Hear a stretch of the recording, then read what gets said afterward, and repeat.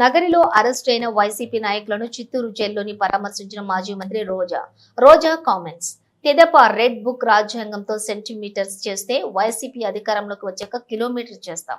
కూటమి ప్రభుత్వం తప్పుడు కేసులతో అరాచకం సృష్టిస్తుంది. రాష్ట్రంలో విచ్చలవిడిగా బెల్ట్ షాపులు ఏర్పడ్డాయి. గంజాయికి ఆంధ్రప్రదేశ్ అడ్డాగా మారింది. చంద్రబాబు నాయుడు నివాసం ఉన్న గుంటూరులో డ్రగ్స్ విచ్చలవిడిగా దొరుకుతుంది. పుత్తూరులోని తెలుగు యువత నాయకులు డ్రగ్స్ విచ్చలవిడిగా సరఫరా చేస్తున్నారు. నగర నియోజకవర్గంలో విద్యార్థులు గంజాయి తాగి ప్రధానోపాధ్యాయుని కాలర్ పట్టుకున్న సంఘటన జరిగింది. కుప్పంలో గంజాయి సాగు చేస్తున్నారు. రెడ్ బుక్ రాజ్యాంగం అంటూ రాజ్యాంగానికి విరుద్ధంగా కూటమి ప్రభుత్వం వ్యవహరిస్తోంది. వైసీపీ నాయకులపై కేసులు పెట్టి బెయిల్ పొందే లోపు మరో కేసును పెడుతున్నారు. అన్ని కేసులకు పీటీ వారెంటీ ఇచ్చి ఒకే చోట విచారణ జరపాలి. అందుకు విరుద్ధంగా కొంతమంది పోలీసులు వ్యవహరిస్తున్నారు. పోసాని కృష్ణమురళి కేసు కూడా ఇదే విధంగా కేసులు పెడుతున్నారు. పోసాని కృష్ణమురళికి ఆరోగ్యం సరిలేకపోయినా టార్చర్ పెడుతున్నారు. సుప్రీంకోర్టు మార్గదర్శకాలకు తిలోదకాలు ఇచ్చి అధికార పార్టీ చెప్పినట్లుగా అధికారులు నడుస్తున్నారు. రాబోయేది వైఎస్ఆర్సీపీ ప్రభుత్వం. అధికారులను కూటమి ప్రభుత్వం నేతలను వదిలిపెట్టము. కూటమి ప్రభుత్వం 9 నెలల్లోనే అట్టర్ ఫెయిల్యూర్ అయిందని, అందుకు నిదర్శనమే ఉత్తరాంధ్రలో ఎమ్మెల్సీ ఎన్నికల్లో కూటమి అభ్యర్థులు ఓటమి. రాబోయే జమిలి ఎన్నికలు, సాధారణ ఎన్నికల్లో వైఎస్ఆర్ ప్రభుత్వం అధికారంలోకి వస్తుంది. గంజాయి పండించి మన జిల్లాకి, మన రాష్ట్రానికే కాకుండా పక్క రాష్ట్రాలకు కూడా ఎగుమతి చేసే దౌర్భాగ్య పరిస్థితికి వస్తే మరి హోంమంత్రి నిద్రపోతున్నారని నేను అడుగుతున్నాను. సో ఇప్పటికైనా కళ్ళు తెరిచి ఈ కూటమి ప్రభుత్వం ఈ అరాచకాలకి ఫుల్ స్టాప్ పెట్టండి.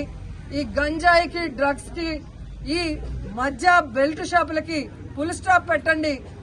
రాష్ట్రాన్ని అభివృద్ధి వైపుకి నడిపించండి.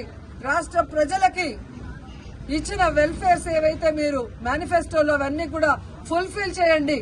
వైఎస్ఆర్ కాంగ్రెస్ పార్టీ మీద రెడ్ బుక్ రాజ్యాంగం అంటూ తప్పుడు కేసులు పెట్టి వాళ్ళని హింసించడం మానుకోండి.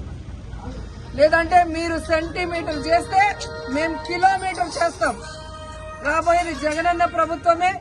ఎవరెవరు తోకలూపుతున్నారో, ఎవరెవరు తప్పులు చేస్తున్నారో ఎవరిని కూడా వదిలిపెట్టమని హెచ్చరిస్తున్నాం.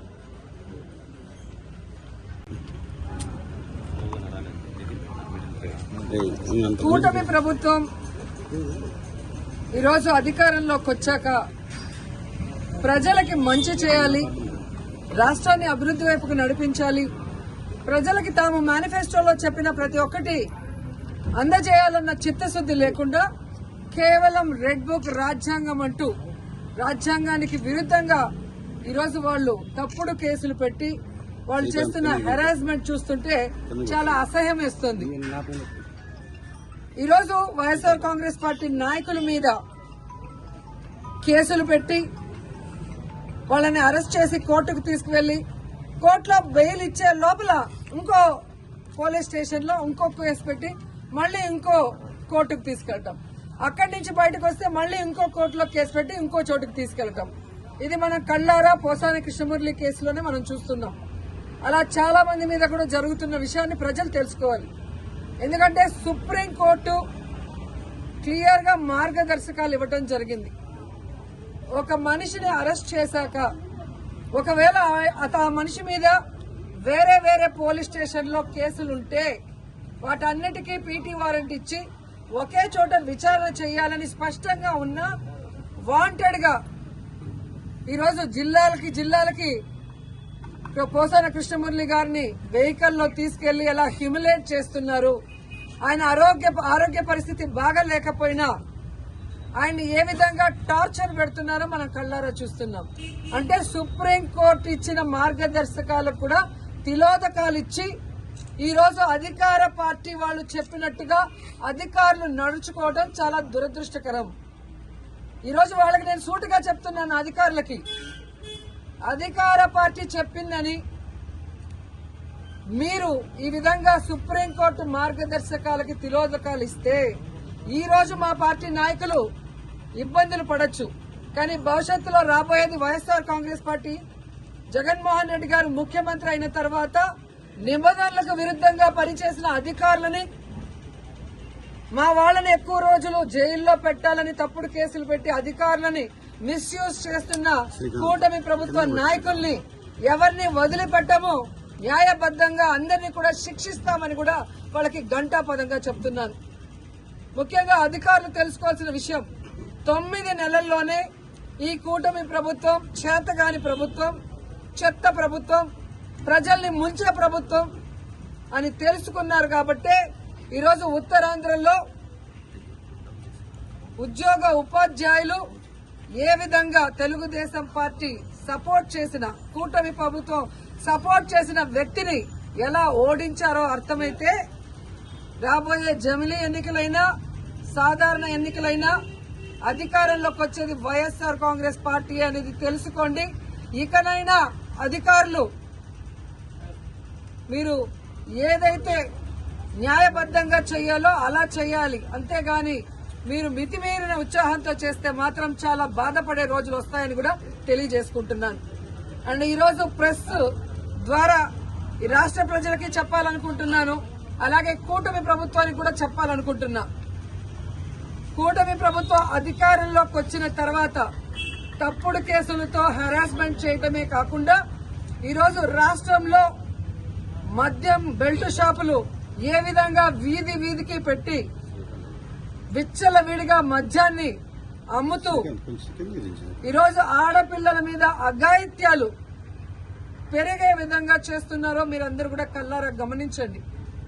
అలాగే ఈరోజు ఈ కూటమి ప్రభుత్వం అధికారంలోకి వచ్చిన తర్వాత ఈ ఆంధ్రప్రదేశ్ రాష్ట్రం గంజాయికి ఎలా అడ్డాగా మారిందో మీ అందరూ కూడా కళ్ళారా చూస్తున్నారు.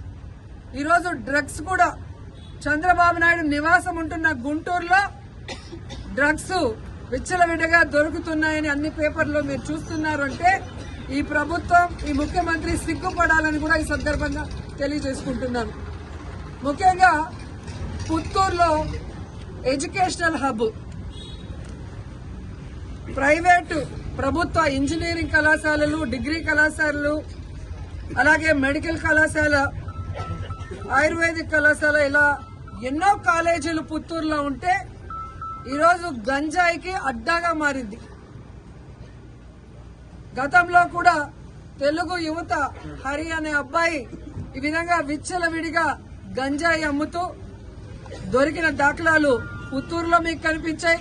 అదే వ్యక్తి వైజాగ్ లో దొరికాడు 28 కిలోలతో, అది కూడా మీరు గమనించారు. ఆ రోజుల్లో మేము పోలీసు వాళ్ళని ఇలాంటివి జరగకుండా తప్పు పనులు చేసే వాళ్ళని తరిమి కొట్టాం. కానీ ఈ రోజు ఎమ్మెల్యేనని చెప్పుకునే వ్యక్తి ఆడికి అమావాస్యకి ఒక రోజు కాన్స్టిట్యున్సీకి వస్తున్నాడే తప్ప గంజాయికి అడ్డాగా మారిన పుత్తూరుని, నగిరిని కాపాడటానికి ఏ రోజు ఆయన నాయకులు పని చేయలేదు.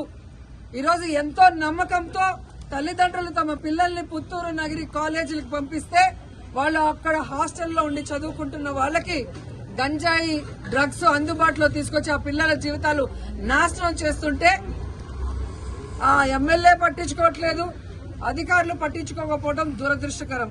ఎందుకంటే మొన్ననే నగిరి రూరల్ ఎంకొత్తూరు హై స్కూల్లో పిల్లలు గంజాయి తాగి హెడ్ మాస్టర్ కాలర్ పట్టుకోవడం, ఆడపిల్లల్ని గిచ్చి ఏడిపించడం, టీచర్లని బూతులు తిట్టారని పెద్ద ధర్నా జరిగిన విషయం కూడా మీరందరూ కూడా గమనించుంటారు. సో ఈ విధంగా తెలుగుదేశం పార్టీ అధికారంలోకి వచ్చాక నేరస్తులకి ధైర్యం వచ్చింది. నేరాలు చేయడానికి ఏదో వాళ్ళకి లైసెన్స్ ఇచ్చిన విధంగా రాష్ట్ర వ్యాప్తంగానే కాకుండా నగిరిలో కూడా చాలా దౌర్భాగ్య స్థితిలోకి ఈ ప్రభుత్వం తీసుకెళ్లటం బాధాకరం. ఒక పక్క 100 రోజుల్లో గంజాయి అరికడతానని చెప్పి ముఖ్యమంత్రి గారు, హోమ్ మినిస్టర్ గారు చెప్తారు. కానీ 100 రోజులు అయిపోయింది.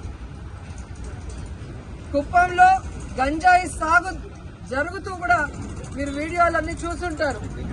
మరి ఒక పంట పండాలి అంటే ఈ రోజు ఇత్తనం వేస్తే రేపు రాదు కదా. మరి అంత సాగు జరుగుతూ ఉంటే ముఖ్యమంత్రి సొంత కాన్స్టిట్యున్సీలో చంద్రబాబు నాయుడు గారు నిద్రపోతున్నారు. కూటమి ప్రభుత్వం ఈరోజు అధికారంలోకి వచ్చాక ప్రజలకి మంచి చేయాలి, రాష్ట్రాన్ని అభివృద్ధి వైపుకు నడిపించాలి, ప్రజలకి తాము మేనిఫెస్టోలో చెప్పిన ప్రతి ఒక్కటి అందజేయాలన్న చిత్తశుద్ధి లేకుండా కేవలం రెడ్ బుక్ రాజ్యాంగం అంటూ రాజ్యాంగానికి విరుద్ధంగా ఈరోజు వాళ్ళు తప్పుడు కేసులు పెట్టి వాళ్ళు చేస్తున్న హెరాస్మెంట్ చూస్తుంటే చాలా అసహ్యం వేస్తుంది. ఈరోజు వైఎస్ఆర్ కాంగ్రెస్ పార్టీ నాయకుల మీద కేసులు పెట్టి వాళ్ళని అరెస్ట్ చేసి కోర్టుకు తీసుకువెళ్లి కోర్టులో బెయిల్ ఇచ్చే లోపల ఇంకో పోలీస్ స్టేషన్ లో ఇంకో కేసు పెట్టి మళ్ళీ ఇంకో కోర్టుకు తీసుకెళ్తాం. అక్కడి నుంచి బయటకు వస్తే మళ్ళీ ఇంకో కోర్టులో కేసు పెట్టి ఇంకో చోటుకు తీసుకెళ్తాం. ఇది మనం కళ్ళారా పోసాని కృష్ణమురళి కేసులోనే మనం చూస్తున్నాం. అలా చాలా మంది మీద కూడా జరుగుతున్న విషయాన్ని ప్రజలు తెలుసుకోవాలి. ఎందుకంటే సుప్రీంకోర్టు క్లియర్ గా మార్గదర్శకాలు ఇవ్వటం జరిగింది. ఒక మనిషిని అరెస్ట్ చేశాక ఒకవేళ ఆ మనిషి మీద వేరే వేరే పోలీస్ స్టేషన్ లో కేసులుంటే వాటన్నిటికీ పీటీ వారెంట్ ఇచ్చి ఒకే చోట విచారణ చేయాలని స్పష్టంగా ఉన్న వాంటెడ్ గా ఈరోజు జిల్లాలకి పోసాన కృష్ణమురళి గారిని వెహికల్లో తీసుకెళ్లి ఎలా హ్యూమిలేట్ చేస్తున్నారు. ఆయన ఆరోగ్య పరిస్థితి బాగా లేకపోయినా ఆయన ఏ విధంగా టార్చర్ పెడుతున్నారో మనం కళ్ళారా చూస్తున్నాం.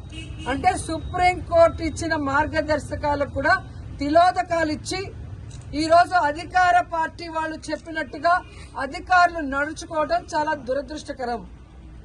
ఈరోజు వాళ్ళకి నేను సూటిగా చెప్తున్నాను, అధికారులకి అధికార పార్టీ చెప్పిందని మీరు ఈ విధంగా సుప్రీంకోర్టు మార్గదర్శకాలకి తిలోదకాలు ఇస్తే ఈ రోజు మా పార్టీ నాయకులు ఇబ్బందులు పడొచ్చు. కానీ భవిష్యత్తులో రాబోయేది వైఎస్ఆర్ కాంగ్రెస్ పార్టీ. జగన్మోహన్ రెడ్డి గారు ముఖ్యమంత్రి అయిన తర్వాత నిబంధనలకు విరుద్ధంగా పనిచేసిన అధికారులని, మా వాళ్ళని ఎక్కువ రోజులు జైల్లో పెట్టాలని తప్పుడు కేసులు పెట్టి అధికారులని మిస్యూజ్ చేస్తున్న కూటమి ప్రభుత్వ నాయకుల్ని ఎవరిని వదిలిపెట్టము, న్యాయబద్దంగా అందరినీ కూడా శిక్షిస్తామని కూడా వాళ్ళకి ఘంటాపదంగా చెప్తున్నాను. ముఖ్యంగా అధికారులు తెలుసుకోవాల్సిన విషయం, 9 నెలల్లోనే ఈ కూటమి ప్రభుత్వం చేతగాని ప్రభుత్వం, చెత్త ప్రభుత్వం, ప్రజల్ని ముంచే ప్రభుత్వం అని తెలుసుకున్నారు. కాబట్టే ఈరోజు ఉత్తరాంధ్రలో ఉపాధ్యాయులు ఏ విధంగా తెలుగుదేశం పార్టీ సపోర్ట్ చేసిన, కూటమి ప్రభుత్వం సపోర్ట్ చేసిన వ్యక్తిని ఎలా ఓడించారో అర్థమైతే రాబోయే జమిలీ ఎన్నికలైనా సాధారణ ఎన్నికలైనా అధికారంలోకి వచ్చేది వైఎస్ఆర్ కాంగ్రెస్ పార్టీ అనేది తెలుసుకోండి.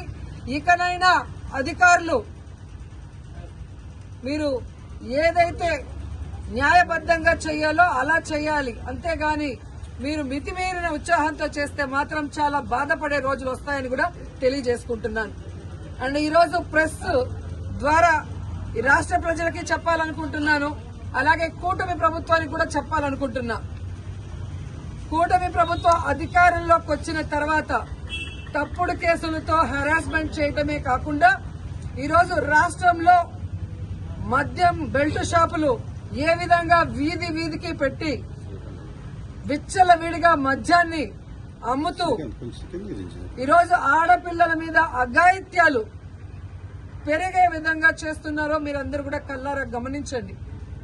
అలాగే ఈరోజు ఈ కూటమి ప్రభుత్వం అధికారంలోకి వచ్చిన తర్వాత ఈ ఆంధ్రప్రదేశ్ రాష్ట్రం గంజాయికి ఎలా అడ్డాగా మారిందో మీ అందరూ కూడా కళ్ళారా చూస్తున్నారు. ఈరోజు డ్రగ్స్ కూడా చంద్రబాబు నాయుడు నివాసం ఉంటున్న గుంటూరులో డ్రగ్స్ విచ్చలవిడిగా దొరుకుతున్నాయని అన్ని పేపర్లో మీరు చూస్తున్నారు. అంటే ఈ ప్రభుత్వం, ఈ ముఖ్యమంత్రి సిగ్గుపడాలని కూడా ఈ సందర్భంగా తెలియజేసుకుంటున్నాను. ముఖ్యంగా పుత్తూరులో ఎడ్యుకేషనల్ హబ్, ప్రైవేటు ప్రభుత్వ ఇంజనీరింగ్ కళాశాలలు, డిగ్రీ కళాశాలలు, అలాగే మెడికల్ కళాశాల, ఆయుర్వేదిక్ కళాశాల, ఇలా ఎన్నో కాలేజీలు పుత్తూరులో ఉంటే ఈరోజు గంజాయికి అడ్డాగా మారింది. గతంలో కూడా తెలుగు యువత హరి అనే అబ్బాయి ఈ విధంగా విచ్చలవిడిగా గంజాయి అమ్ముతూ దొరికిన దాఖలాలు పుత్తూరులో మీకు కనిపించాయి.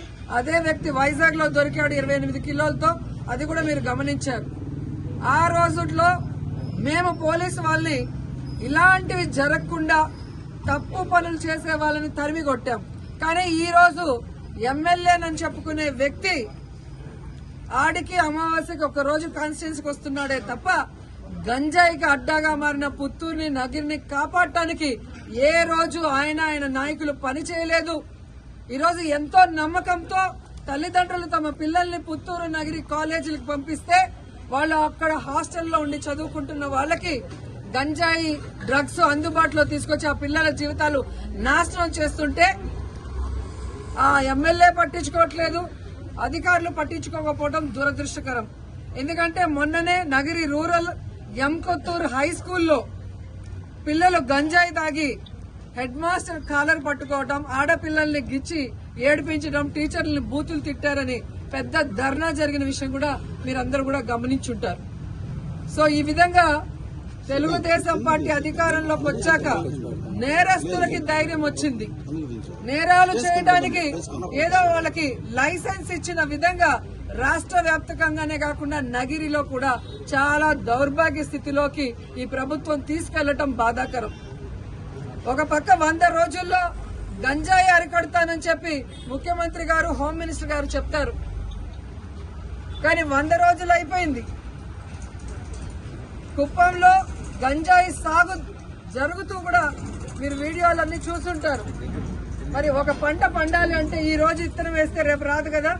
మరి అంత సాగు జరుగుతూ ఉంటే ముఖ్యమంత్రి సొంత కాన్స్టిట్యున్సీలో చంద్రబాబు నాయుడు గారు నిద్రపోతున్నారు.